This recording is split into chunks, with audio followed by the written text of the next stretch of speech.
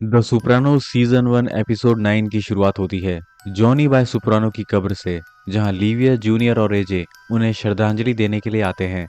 Livia फिर से Tony के साइकेट्रिस्ट के पास जाने की बात छेड़ देती है और दुखी होकर कहती है कि उसने अपने बेटे की परवरिश में कोई गलती नहीं की। इसके बाद हम एक स्कूल सॉकर मैच देखते हैं जहां मीडो अपनी टीम के साथ खेल रही होती है। टोनी, कार्मेला, आर्टी बुको, चेरेमाइन और सिल्वियो साइडलाइंस में खड़े होकर मैच देख रहे होते हैं। सिल्वियो रेफरी पर लगातार चिल्ला रहा होता है क्योंकि उसे लगता है कि रेफरी बेकार फैसले दे रहा है। मैच के दौरान मीडो की दोस्त एली बहुत परेशान और खोई हुई दिखाई देती है। कोच डॉन हॉजर उसे इशारों में एक खास मूव करने को कहता है और एली आखिरी समय में गोल करके टीम को जीत दिलवा देती है। पूरा मैदान खुशी से भर जाता है और सभी लोग कोच हॉजर की तारीफ करने लगते हैं। मैच जीतने के बाद टोनी, आर्टी और सिल्विया कोच हॉजर को सेलिब्रेट करने के लिए बाड़ाबिंग ले जाते हैं। यहाँ सब लोग कोच की खूब तारीफ करते हैं क्योंकि उसकी कोचिंग की वजह से उनकी बेटियां लगातार जीत रही होती है। टोनी और बाकी फादर्स कोच को इतना पसंद करने लगते हैं कि वो उसे वीआईपी ट्रीटमेंट देने लगते हैं। लेकिन उसी दौरान विन मैकेजियन अंदर आता है और टोनी को वार्निंग देता है कि जूनियर की तरफ के लोग समझ रहे हैं कि टोनी की क्रू का कोई एफबीआई इन्फॉर्मर हो सकता है। टोनी ये बात सुनकर थोड़ा सतर्क हो जाता है। दूसरी तरफ मीडो और उसकी दोस्त जंगल जैसी जगह पर वाइन पीकर अपनी जीत को सेलिब्रेट कर रही होती है, लेकिन एली वहां नहीं आती। मीडो और उसकी दोस्त उसे ढूंढने निकलते हैं। कुछ देर बाद वो एली को रोते हुए अपनी कलाई काटने की कोशिश करते हुए देखते हैं। दोनों घबरा जाती है और तुरंत एम्बुलेंस को बुला लेती है। उधर जूनियर अपने लॉयर हैरोल्ड के साथ एफबीआई इंडाइसमेंट की टेंशन डिस्कस कर रहा होता है। जूनियर इस पूरे माफिया ड्रामे से परेशान हो चुका होता है और कुछ दिन बोका रेटॉन फ्लोरिडा घूमने जाने का फैसला करता है। वो अपनी लॉन्ग टाइम गर्लफ्रेंड बॉबी को साथ लेकर छुट्टियों पर निकल जाता है। ग्रीन ग्रुव रिटायरमेंट होम में लैरी बॉय अपनी माँ से मिलने आता है और वहीं पर टोनी से भी मिलता है। Tony secretly mafia meetings retirement home में करवा रहा होता है क्योंकि वहां पर एफबीआई की नजर कम रहती है। इसी दौरान टोनी न्यूज़पेपर में पढ़ता है कि कोच हॉजर दूसरी स्टेट में कोचिंग जॉब लेने वाला है। ये खबर सुनकर टोनी, आर्टी और बाकी फादर्स नाराज हो जाते हैं क्योंकि वे चाहते हैं कि कोच उनकी बेटियों की टीम के साथ ही रहे। टोनी, सिल्वियो और आर्टी कोच को रोकने के लिए अलग अलग तरीके अपनाते हैं। पॉली कोच के घर एक बड़ा एक्सपेंसिव टीवी भिजवा देता है ताकि कोच दबाव महसूस करे। क्रिस्टोफर उसका खोया हुआ डॉग वापस लाकर हीरो बनने की कोशिश करता है, जबकि साफ पता चलता है कि डॉग पहले उसी ने ही गायब करवाया था। लेकिन कोच इन सभी चीजों से प्रभावित नहीं होता।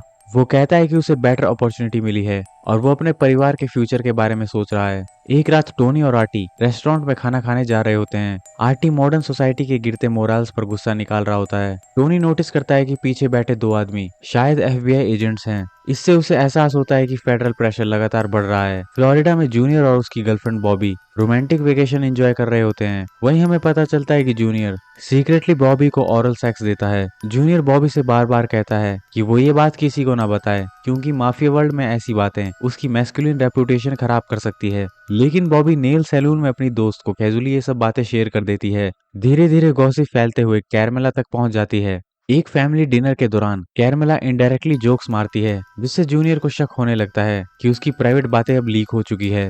इसी बीच मेडो अचानक सॉकर टीम छोड़ देती है। टोनी उसे समझाने की कोशिश करता है लेकिन मीडो बहुत गुस्से में होती है। आखिरकार टोनी उससे पूछता है कि आखिर प्रॉब्लम क्या है। तब मीडो शॉकिंग सच बताती है। वो कहती है कि एली का कोच हॉजर के साथ सेक्सुअल रिलेशनशिप चला रहा था और जब एली को पता चलता है कि कोच उसे छोड़कर दूसरी जगह जा रहा था तो उसने सुसाइड करने की भी कोशिश करी थी। ये सुनकर टोनी अंदर से हिल जाता है। कैरमेला भी शॉक में पड़ जाती है। मीडो बताती है कि एली सच में कोच से प्यार करने लगी थी। अब टोनी का नजरिया पूरी तरह से बदल जाता है। जो आदमी उसे कुछ समय पहले हीरो लगता था अब वही उसे एक डिस्गस्टिंग प्रेडेटर दिखाई देने लगता है। टोनी तुरंत सिल्वियो से बात करता है। सिल्वियो कहता है कि अगर टोनी चाहे तो कोच को खत्म करवा सकता है। टोनी गुस्से में जरूर होता है लेकिन वो तुरंत फैसला नहीं ले पाता।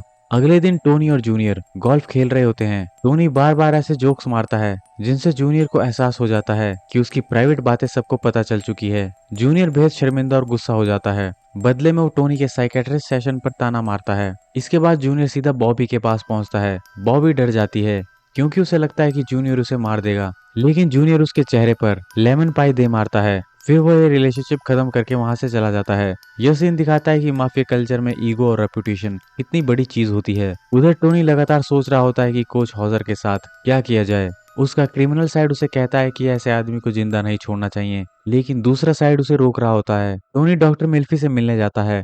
डॉक्टर मिल्फी उससे पूछती है कि क्या दुनिया के हर गलत इंसान को सजा देना उसकी जिम्मेदारी है। ये बात टोनी के दिमाग में बैठ जाती है। इसके बाद आर्टी भी टोनी से कहता है कि अगर वे सच में जस्टिस चाहते हैं तो कोच को कानून के हवाले करना चाहिए ताकि उसकी सच्चाई सबके सामने आए। आखिरकार टोनी मर्डर का प्लान कैंसिल कर देता है। पुलिस कोच हॉजर को अंडरएज सेक्सुअल असॉल्ट चार्जेस में अरेस्ट कर लेती है। पूरे शहर में उसकी बेइज्जती होती है और उसका कैरियर खत्म हो जाता है। एपिसोड के आखिरी सीन्स में टोनी बहुत ज्यादा शराब के नशे में घर लौटता है। वो नशे की हालत में कार्मेला से प्राउडली कहता है कि उसने किसी को हर्ट नहीं किया। ऊपर बालकनी से मीडो ये सब सुन रही होती है। उसके चेहरे पर मिक्स्ड रिएक्शंस होते हैं क्योंकि पहली बार उसने अपने पिता के अंदर वायलेंट और इमोशनल दोनों साइड्स को देखा था। और इसी इमोशनल नोट पर यह एपिसोड खत्म हो जाता है।